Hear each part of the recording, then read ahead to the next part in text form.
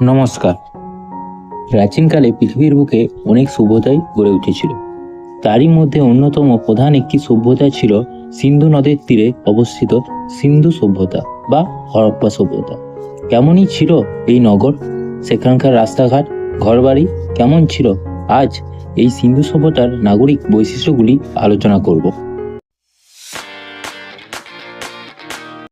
1922 থেকে 1924 খ্রিস্টাব্দে রাখালদাস বন্দ্যোপাধ্যায় ও দয়ারাম সানি যে সভ্যতার আবিষ্কার করেন তা সিন্ধু সভ্যতা বা হরপ্পা সংস্কৃতি নামে পরিচিত।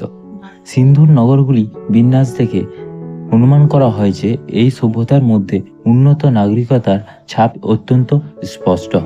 দ্বিতীয়ত, রাস্তাঘাট। সিন্ধু সভ্যতার ছিল নগরকেন্দ্রিক সভ্যতা।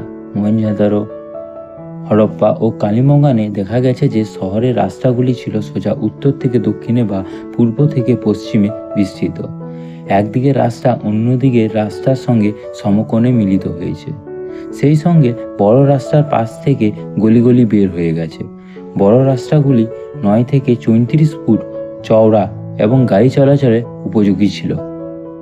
তৃতীয় হচ্ছে দুর্গ। হরপ্পা ও মহেঞ্জোদারোয় একটি অংশ ছিল উঁচু এবং অন্যটি ছিল নিচু। সাধারণত দুর্গের শাসক শ্রেণীর লোকেরা বাস করত। মহেঞ্জোদারো, হরপ্পা ও কালিবঙ্গানে একটি করে দুর্গের ধ্বংসাবশেষ পাওয়া যায়, যদিও হরপ্পার দুর্গের গঠন সম্পর্কে কোনো পরিষ্কার ধারণা ছিল না। চতুর্থ হচ্ছে শস্যাগার। হরপ্পা দুর্গের সংলগ্ন স্থানে একটি শস্যাগার আবিষ্কৃত হয়েছে।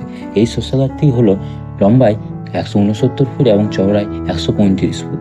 শস্যাগারের পাশেই ছিল বাঁধানো চাতাল এবং সেখানে শ্রমিকরা ঝড়াই ও মড়াই করত।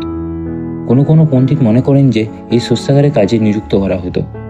পঞ্চম হচ্ছে স্নানাগার। মহেঞ্জোদারোতে দুর্গের কাছেই একটি স্নানাগার আবিষ্কৃত হয়েছে এবং যার মাপ লম্বায় 39 ফুট এবং চওড়ায় 23 ফুট এবং এর গভীরতা 8 ফুট।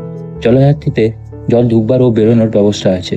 জলধারের এক পাশ বসবার জন্য মঞ্চও ছিল এবং জলধারটির অন্য 3 দিক ছিল বাঁধানো। উপরিউক্ত আলোচনা থেকে এ কথা অত্যন্ত স্পষ্ট যে বর্তমান উন্নত আধুনিক নাগরিক সভ্যতার ছাপ হরপ্পা সভ্যতায় পাওয়া যায়। তা থেকে বলা যায় যে সিন্ধু সভ্যতাই ছিল একটি নাগরিক সভ্যতা।